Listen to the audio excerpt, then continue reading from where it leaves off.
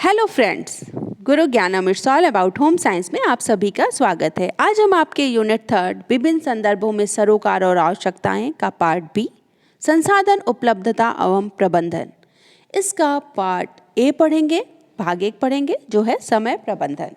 तो चलिए बिना देर किए हम शुरू करते हैं। हम सभी जानते हैं कि हमें अपने लक्ष्यों को प्राप्त करने के लिए संसाधन की ज़रूरत होती है और वो बहुत ही महत्वपूर्ण है, जैसे कि धन, समय, संपत्ति, ऊर्जा, ये सभी बहुत ही महत्वपूर्ण संसाधन हैं। ये संसाधन किसी व्यक्ति के लिए एक संपत्ति के जैसे हैं, वो उनकी संपत्ति हैं और ना तो ये ज़रूरत से ज़्यादा मात्रा में उपलब्ध हैं और ना ही कम है, मतलब ठीक ठीक मात्रा में सबके पास है। किसी के पास कोई चीज़ कम मात्रा में है, कोई ज़्यादा मात्रा में है, समान रूप से उपलब्ध नहीं है। इसलिए हमें अपने लक्ष्यों को प्राप्त करने के लिए हमारे पास जितने भी संसाधन हैं उसका प्रबंधन करना बहुत ही ज़रूरी है। यदि इन संसाधनों का सही उपयोग हम नहीं करते हैं तो हम अपने लक्ष्य तक नहीं पहुंच पाते हैं। और संसाधनों का समय और कुशलता से प्रबंधन करना ही हमारे संसाधनों के उपयोग को बढ़ाता है और हम अपने लक्ष्य को प्राप्त कर पाते हैं। तो आइए अब हम जानते हैं कि जो सबसे महत्वपूर्ण संसाधन है और जो सभी के पास एक बराबर मात्रा में है, समय, उसको हम कैसे प्रबंधित करेंगे। समय, कम से कम समय में अधिक से अधिक कार्य संपन्न करना समय व्यवस्था कहलाता है। और समय बिल्कुल ही सीमित है, सबके पास बराबर है, अपरिवर्तनीय है। साल, महीने, दिन, घंटे, मिनट, सेकंड में हम इसको माप सकते हैं और हर किसी के पास सिर्फ 24 घंटे होते हैं एक दिन के।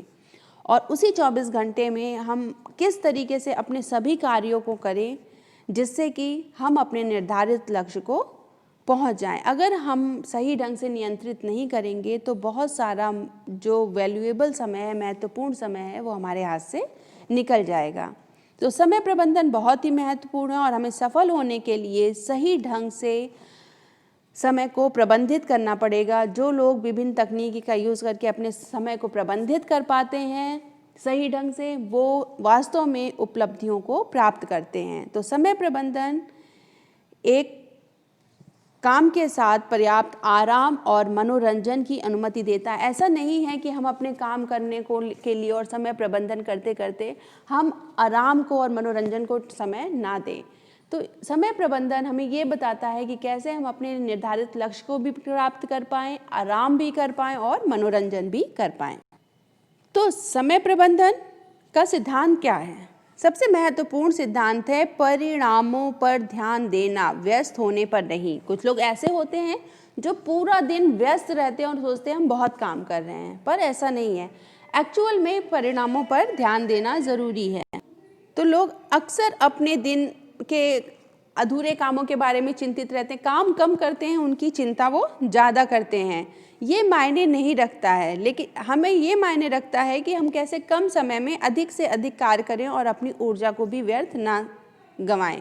तो एक समय योजना को एक निश्चित समय अवधि में किए जाने वाली गतिविधियों का अग्रिम अनुसूची के रूप में हम परिभाषित कर सकते हैं, यानी कि तय अवधि में अंदर होने वाले कामों में को हम समय योजना या उसका प्रबंधन कह सकते हैं। अब आइए जानते हैं कि समय और गतिविधि योजना के विभिन्न चरण कौन कौन से हैं। इसी के द्वारा हम अपने समय को प्रबंधित कर सकते हैं। तो सबसे ज़रूरी है जल्दी से शुरुआत करें, स्टार्ट अर्ली। अपना काम जितनी जल्दी हो सके उतनी जल्दी हमें शुरू कर देना चाहिए और काम टालने या उसे बचने के उपाय सोचने में हमें समय नष्ट नहीं करना चाहिए। जैसे कि कोई स्कूल जाने वाला बच्चा है, उसे जो हॉलीडे होमवर्क मिल रहा है उसे वो छुट्टियों की शुरुआत में ही कर दे। ये ना सोचे कि अभी तो बहुत दिन की छुट्टियां, अभी 1 महीने की छुट्टियां हैं तो हम बाद में कर लेंगे, 10 दिन हम आराम करते हैं। ऐसा करने से पूरी संभावना होती है कि अंत तक हम अपने काम को नहीं पूरा कर पाएंगे। नियमित दिनचर्या बनाएं, हर दिन एक दिनचर्या में जिएं। नियमित दिनचर्या के अनुरूप काम करने का ही प्रयास करना चाहिए और हर काम को करने के लिए एक निश्चित समय को निर्धारित कर देना चाहिए और उस निर्धारित समय के अनुसार ही हमें अपने काम को करना चाहिए। जैसे हम स्कूल से घर आ रहे हैं तो स्कूल का काम कब पूरा करना है, घर के काम काज को कब करना है और पढ़ाई कब करनी है, अन्य कार्य कब करने हैं। तो ये एक नियम बना लेना चाहिए और बिना किसी विलंब के हमें उस नियम का पालन करना चाहिए, तभी हम अपने समय को व्यवस्थित कर पाएंगे। अपनी प्राथमिकताएं तय करें, अपने कार्यों की प्राथमिकताएं तय करें। सभी के पास बहुत ही सीमित समय है, इसलिए जो भी काम किया जाना है उसकी प्राथमिकता तय करना अच्छा है। अनिवार्य काम को पहले करना है और फिर जो गैर ज़रूरी कार्य हैं, जो उसको थोड़ी देर बाद, जो टल सकते हैं थोड़ी देर के लिए, तो उसको हम बाद में कर सकते हैं, लेकिन ज़रूरी कामों को हमें पहले करना है।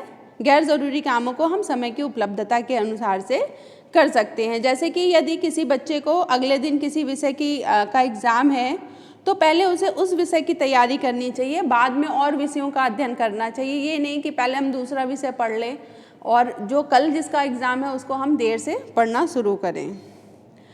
नहीं कहना सीखना चाहिए, लर्न टू से नो। हर कार्य को जिम्मेदारी नहीं लेनी चाहिए।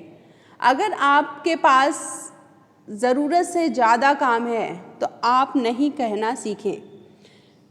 समय कम है तो कई जिम्मेदारियां हैं, तो ऐसे में जो गैर ज़रूरी जिम्मेदारियों वाले काम हैं उनको हमें मना कर देना चाहिए। जैसे कि अगर हमें कोई प्रोजेक्ट सबमिट करना है अगले दिन स्कूल में, तो हमें जो गैर ज़रूरी, जैसे कोई फ्रेंड कह रहा है चलो हम मूवी देख आते हैं या हम टीवी देख लेते हैं थोड़ी देर, तो ये वाले कामों को हमें नहीं कर देना चाहिए क्योंकि वो ज़रूरी नहीं है। तो ना कहना भी हमें सीखना चाहिए अगर जिम्मेदारियां ज़्यादा हैं और हमारे पास समय का अभाव है। तो जो काम ज़रूरी नहीं है उनको ना कहें।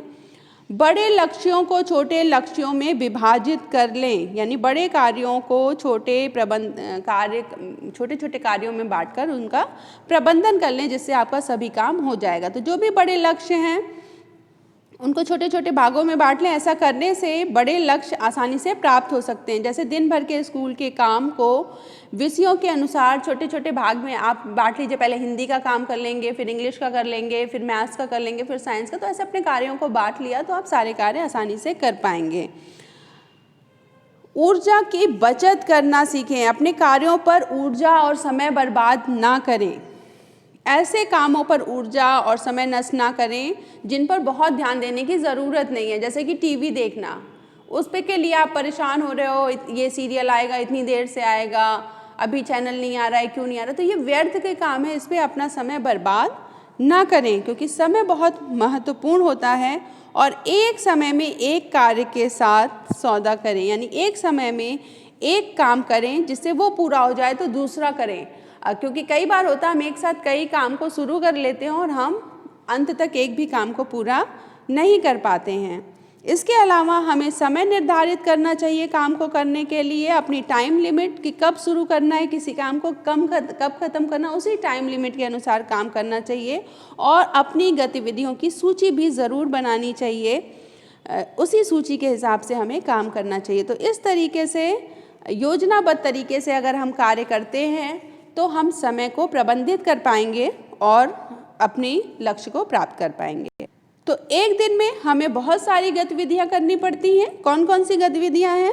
जब हम समय व्यवस्थित करते हैं तो उसके हिसाब से गतिविधियां हमारी दो होती हैं। बाध्यकर गतिविधियां होती हैं जो ज़रूर करनी होती है, और एक ऑप्शनल है जो वैकल्पिक हैं जिन्हें नहीं करेंगे तो काम चल जाएगा। इसमें आपकी दैनिक गतिविधियां होती हैं, जैसे प्रतिदिन नहाना, घर की सफाई करना, विद्यालय का जो काम दिया गया है, गृह कार्य है, वो सब पूरा करना, खाना पकाना, आराम करना।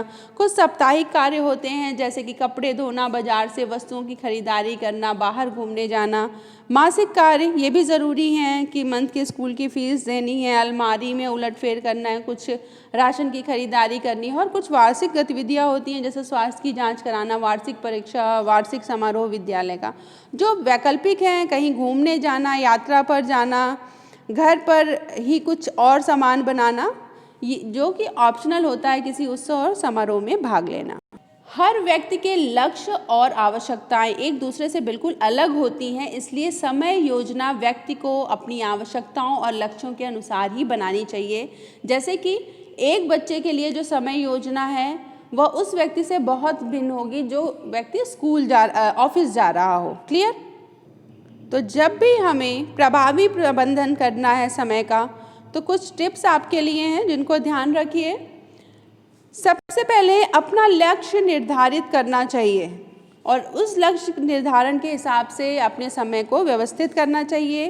कार्य करने के लिए एक सूची ज़रूर बनानी चाहिए। दीर्घकालीन नियोजन करना है, यानी कि लंबे समय की जो योजना है उस प्रणाली को चार्ट फॉर्म में बना लें और उसके हिसाब से काम करें। अपनी प्राथमिकताएं तय करें, समय को विभाजित करें, किस समय से किस समय तक क्या कार्य करना है वो पूरी सारणी बनाएं। कार्यान्वित और नियंत्रण करें। कई बार हमसे प्लान कर लेते हैं और उसके हिसाब से अपने कार्य को नहीं करते हैं। हमें उसको इम्प्लीमेंट यानी उसका कार्यान्वयन करना चाहिए और टाइम टू टाइम अगर हमें लग रहा है कि हम उस दिशा में नहीं जा पा रहे हैं जैसा हमने सोचा था, तो हमें उसका नियंत्रण भी ज़रूरी है। जैसे जो भी समय योजना बनाई है उसकी जगह हम टीवी में कुछ समय व्यर्थ कर दे रहे हैं फ्रेंड से बात करने में, तो हमें वहाँ पर कंट्रोल रखना ज़रूरी है। और समय योजना का समय समय पर मूल्यांकन करना ज़रूरी है, जिससे हम ये जान पाएंगे कि हम कार्य को सही ढंग से कर रहे हैं या नहीं कर रहे हैं, तो उसका मूल्यांकन भी ज़रूरी है। तो जब समय प्रबंधन की बात हो रही है तो समय प्रबंधन की कुछ स्थितियां होती हैं, कुछ टूल्स हैं, कुछ उपकरण हैं जो समय प्रबंधन में बहुत ही कारगर सिद्ध होते हैं, सहायक हैं। इसमें सबसे पहला है, इम्पॉर्टेंट पॉइंट है चरम भार अवधि, यानी कि पीक लोड अवधि। जब भी हम कोई कार्य कर रहे होते हैं तो उसमें एक ऐसा समय होता है जब हमारे पास कार्य का बोझ बहुत ज़्यादा होता है। तो चरम भार अवधि का मतलब किसी विशिष्ट समय अवधि के दौरान काम के अधिकतम बोझ से है। जैसे कि एक गृहिणी की बात की जाए, आप यहाँ कर्व में देख पा रहे होंगे, सुबह के समय उसका वर्कलोड बहुत ज़्यादा होता है। तो जब उसका वर्क कर्व बनता है तो पीक लोड आवर्स होगा सुबह का, क्योंकि उस समय उसको अगर वो भी जॉब कर रही है तो खुद भी तैयार होना है, घर वालों के लिए ब्रेकफास्ट देना है, बच्चे का लंच पैक करना, हस्बैंड का लंच पैक करना, तो वो पीक लोड पीरियड होता है। तो ये एक उपकरण है, हम अपने पीक लोड पीरियड को जानें कि कौन सा पीक लोड पीरियड है और उसके हिसाब से समय को प्रबंधित करें। इसके बाद अगला जो स्थिति है वो है वर्क कर्व की, यानी कार्य वक्र की। कार्य वक्र का मतलब है कि किसी विशिष्ट समय अवधि के दौरान किए जाने वाले कार्य के चित्रात्मक निरूपण, यानी ग्राफिक रिप्रेजेंटेशन, जैसा भी मैंने पहले भी आपको दिखाया और अब भी आप देख पा रहे होंगे।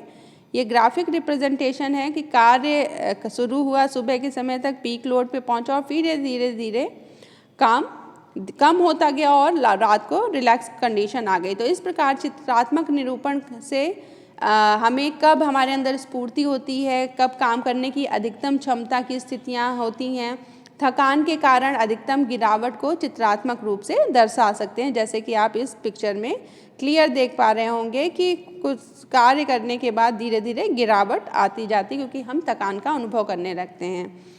फिर है आराम अथवा अंतराल की अवधि, बहुत ज़रूरी है। जब भी हम अपना समय वक्र बना रहे हैं, कार्य प्रबंधन कर रहे हैं, तो विश्राम अंतराल अवधि को काम करने के समय के दौरान टाइम ऑफ पीरियड के रूप में हम परिभाषित कर सकते हैं, यानी कि अनुत्पादक रुकावट। इस अंतराल की अवधि भी कहा जाता है। इससे कार्य के दौरान जितनी भी ऊर्जा खर्च की गई है वो थोड़ा सा आराम करके पुनः चुस्ती मिल जाती। जैसे कि आप इसमें देख पा रहे होंगे, सुबेरे के समय कार्य स्टार्ट हुआ और धीरे धीरे थकान आने लगी, तो थोड़ा सा रेस्ट पीरियड दे दिया, जिस समय कोई काम नहीं किया, आराम किया, रिलैक्स किया। उसके बाद फिर हमारी कार्य करने की क्षमता बढ़ गई और फिर हमने काम किया और धीरे धीरे रात का समय आ गया और हमारा काम ख़त्म भी हो गया। हमारी ऊर्जा भी थोड़ी थोड़ी काफ़ी कम हो गई, जो हम फिर से सोकर रीगेन अगली सुबह के लिए कर सकते हैं। तो जो रेस्ट पीरियड है ये बहुत लंबा नहीं होना चाहिए, ना ही बहुत छोटा होना चाहिए। समय अंतराल इतना ही हो जिसमें हम अपनी थकावट को से अपनी ऊर्जा को पुनः प्राप्त कर सकें। तो जब बात हो रही है समय प्रबंधन की और शक्ति, क्योंकि हमें समय प्रबंधित करेंगे तो हम अपनी शक्ति को भी प्रबंधित कर पाएंगे, और दोनों ही सीमित साधन हैं और इनके व्यवस्थापन के लिए हमें इनको व्यवस्थापित करना बहुत ही आवश्यक है, जिससे हम समय की भी बचत कर पाएंगे। और जब हम समय की बचत कर पाते हैं तो शक्ति की भी बचत अपने आप हो जाती है। इसके लिए कार्य सरलीकरण जरूरी है। कार्य सरलीकरण का मतलब है कि कार्य को व्यवस्थित ढंग से करना, जिससे कम समय एवं शक्ति को व्यय करना पड़े। तो कार्य सरलीकरण का मुख्य उद्देश्य कम समय में और कम शक्ति का उपयोग करके अधिक से अधिक कार्य को पूर्ण करना है।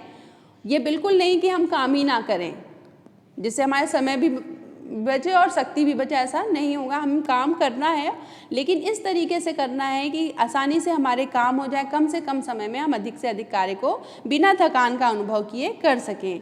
तो कुछ परिवर्तन हमें करने होते हैं अपने कार्य में, और उन परिवर्तनों के द्वारा हम कम समय में अधिक कार्य को करके अपनी समय और ऊर्जा दोनों को बचा पाते हैं। तो क्या क्या वो करना है काम हमें? सबसे पहले हाथ एवं शरीर की गति में परिवर्तन करना। हाथ और शारीरिक अंगों को अनावश्यक क्रियाओं को कम करके हम शक्ति और समय की आसानी से बचत कर सकते हैं।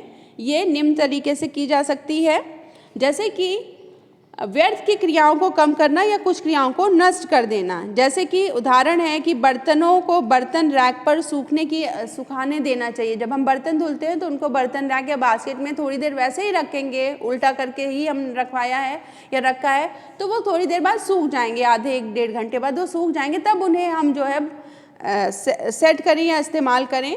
उनको पोंछ कर अपना समय और शक्ति दोनों व्यर्थ ना करें।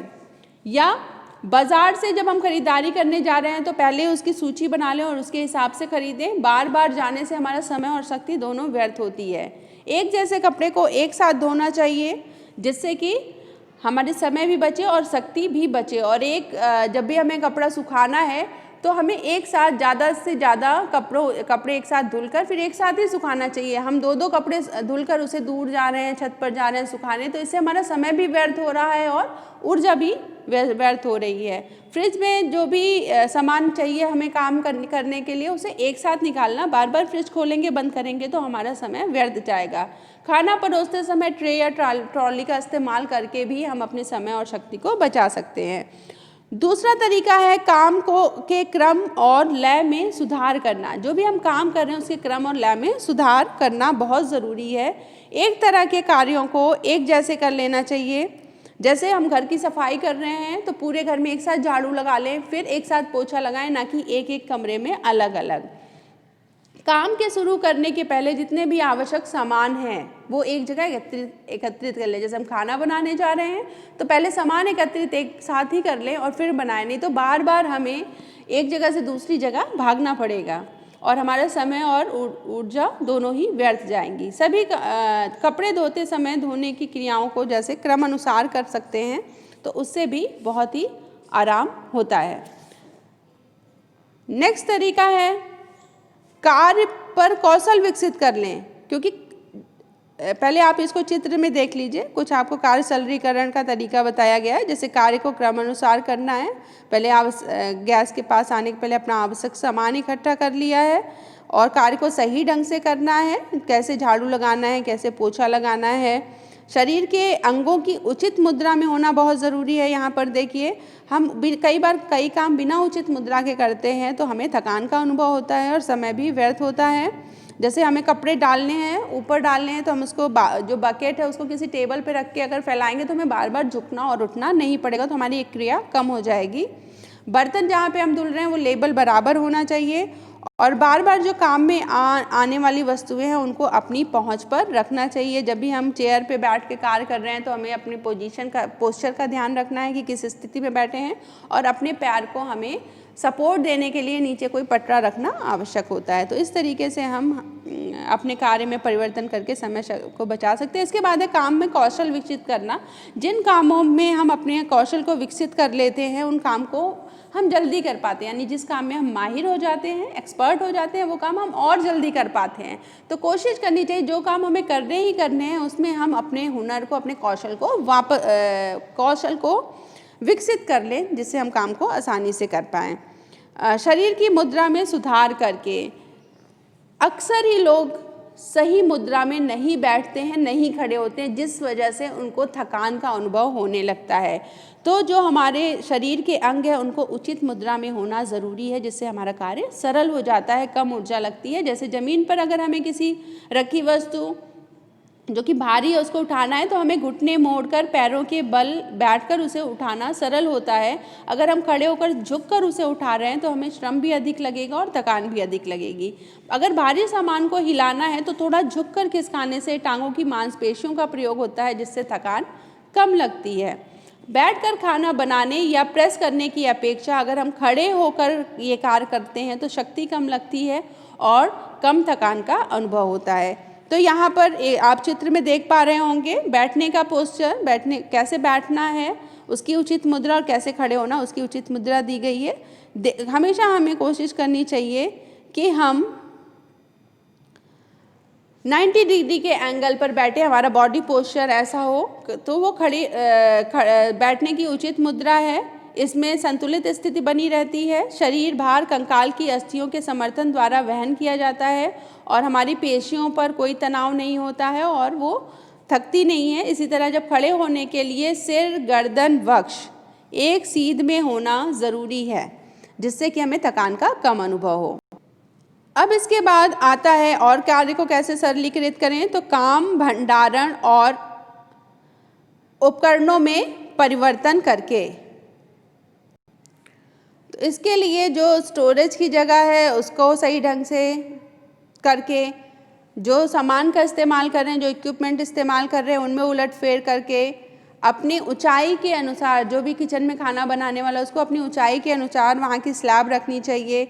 हम काफ़ी चीज़ें जैसे प्रेशर कुकर का इस्तेमाल करके, वॉशिंग मशीन का इस्तेमाल करके, मिक्सर ग्राइंडर का इस्तेमाल करके और जितने भी लेबर सेविंग डिवाइसेस हैं उनका इस्तेमाल करके भी अपने काम को कम कर सकते हैं, अपने समय और ऊर्जा की बचत करके एक समय में अधिक से अधिक कार्य कर सकते हैं और हैंड और हाथ और शरीर के कार्यों को करने को कम कर सकते हैं, उसमें वो मदद करता है। इसके अलावा जो भी कच्चे माल के उपयोग के परिणाम में हम परिवर्तन करके, जैसे साबुत मसालों के बजाय अगर हम रेडीमेड पिसे हुए मसाले लाते हैं तो हमारे समय और ऊर्जा दोनों की बचत होती है। हम जैविक विधियों का प्रयोग करके भी समय और ऊर्जा की बचत कर सकते हैं। वस्त्र के नैपकिन की जगह हम पेपर नैपकिन का इस्तेमाल कर सकते हैं। वस्त्र के टेबल मैट की जगह हम प्लास्टिक के टेबल मैट का इस्तेमाल कर सकते हैं। सूती तंतुओं के स्थान पर मिश्रित तंतुओं का कर सकते हैं। अगर आपके पास बहुत ही कम समय है तो कई बार पैकेट बंद सब्जियों का इस्तेमाल कर सकते हैं। हालांकि ये बहुत न्यूट्रिटिव नहीं होती हैं, लेकिन फिर भी अगर बहुत ही कम समय है तो हम इसे कई बार कर सकते हैं। और एक ही कच्चे माल से विभिन्न उत्पाद बनाना भी एक तरीका है। जैसे कि आइसक्रीम की जगह कुल्फ़ी बनाकर, कोफ्ता करी के बजाय हम लौकी का अगर पराठा बना देते हैं तो समय कम लगता है और हम वही न्यूट्रिटिव चीज़ खा पाते हैं। या जैसे कि हमें लौकी खानी है, हमें विटामिन्स लेने हैं, तो हम लौकी के पराठे से भी वो विटामिन ले सकते हैं जो हम कोफ्ता की करी से लेते हैं। और हमें अगर समय कम है तो ये हम कर सकते हैं।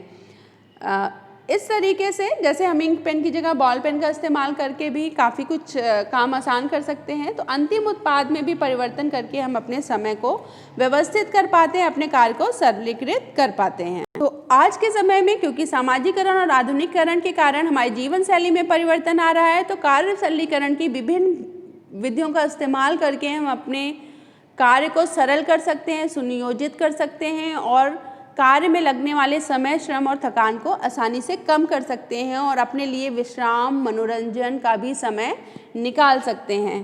तो मैं आज के लिए बस इतना ही। मैं उम्मीद करती हूँ कि जो भी पढ़ा आपने वो आपको अच्छे से समझ में आ गया होगा। फिर भी आपकी कोई क्वेरी है तो कमेंट बॉक्स में कमेंट ज़रूर करें। Thanks for watching Guru Gyanam. It's all about home science. Don't forget to subscribe, like and share my channel, and yes, press bell button for further updates. Thank you so much.